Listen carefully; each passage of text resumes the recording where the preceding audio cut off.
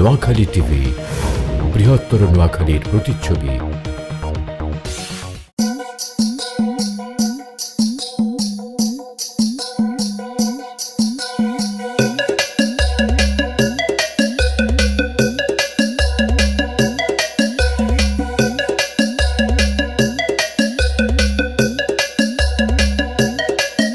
আরে শোনেন শোনেন দেশবাসী শোনেন দিয়া মন, নোয়াখালীর কথা মোরা করিব বর্ণন।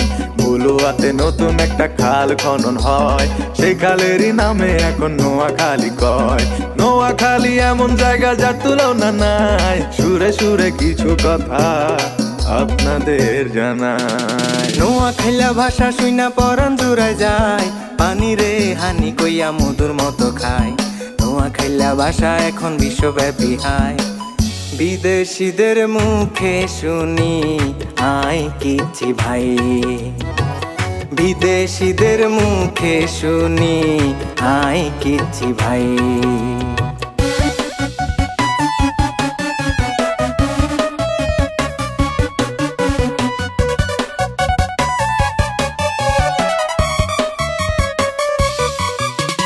বিখ্যাত মৎস্য খামার আছে লক্ষ্মীপুরে, জিনের মসজিদ আছে আবার একটুখানি দূরে। ফেনী গেলে পাইবেন আপনি মুড়ি প্রজেক্ট ভাই, বিজয় সিংহ দিঘিও আছে যার তুলনা নাই। দর্শনীয় একটি জায়গায় মুসাফুর ক্লোজার, আর মানুষ বলে সেটা নাকি অতি চমৎকার।